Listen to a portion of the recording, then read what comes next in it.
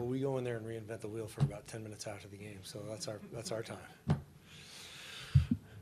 Pretty emotional win for us, and we've had a lot of those lately. I feel like we had a really good game plan against Rich Hill, and we scored several runs early. We impacted the ball very well. I thought A.J. Pollock, obviously with the 2-run home run, got us playing downhill baseball, and we just kept adding on from there. I know Goldie had the home run, but there were some really good approaches, good at-bats all the way around. I thought Brandon Drury's double in the left center field gap in the first was another key blow. And then Zach Godley did enough to win the game. I think he was throwing some really good pitches early in the game. He was establishing his fastball, and then maybe a batter or two late and getting to some secondary stuff cost him some long balls. But I thought he did enough to deserve that moment to pitch into the 6th inning, which he did, and he walked off the mound and gave himself a chance to win the game. The bullpen picked us up in a big way. I know there was a little bit of anxiety in the 9th inning, but you know what? That's what it's all about. You got to be able to ramp up, stay in the moment, and collect your thoughts enough to execute and get the job done, and we did. And I was very happy with that and proud of these guys. What did you see from Rodney in that night? I thought he was making pitches throughout the entire inning.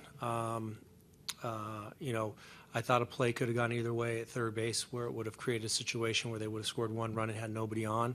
But he was able to make pitches after that to Granderson and get the big second out, and then put himself in a position to finish off the inning. And that's really what we want Fernando to do. We want to make plays, let him make pitches, and get those big outs. And it was a little bit more work than he's been having to do over the past several saves, but he did it and finished it, and we won the game. That's all that matters.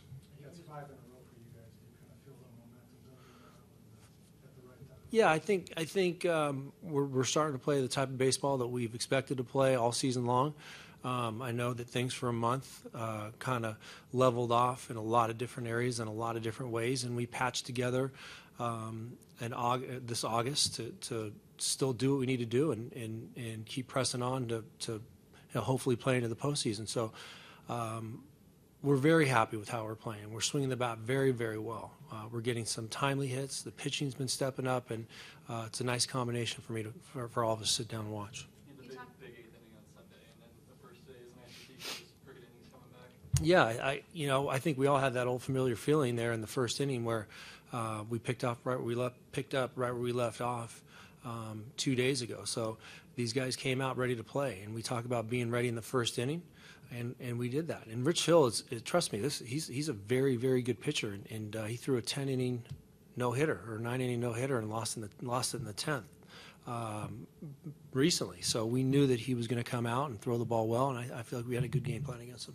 You talk about moments, and normally something grand happens in those moments, but when you have a 9th inning where your closer is maybe struggling a bit with command and the ball doesn't go in your favor, that play doesn't go in your favor, what did it show for you in this final about your team and their character going against the best in baseball and holding that lead? Well, I mean, you just said it all right there, and I'll just confirm it.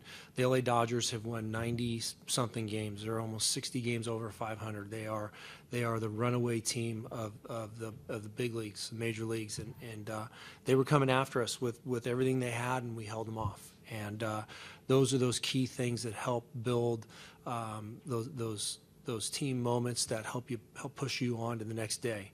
And we're feeling very good about this win today, so we're going to enjoy it and then get ready for tomorrow. But it was a dogfight there in that 9th inning, and we did enough to hang on, and that's what really counts. Triple digits for Archie in the 8th. Yeah. The moment. Yeah, he was standing on his fastball. I could see it from the side. It looked like it was hopping out of his hand pretty good. And then, I did notice that one of them at the top of the zone was 100 miles an hour. And that's nice for Archie. I know that he feels like he could probably do a little bit more, but that's what we expect out of him. He's got an aggressive fastball. He's in the zone with it. He can go side to side with it, and that's what makes it more impressive. It was nice to see. I think the crowd enjoyed it too.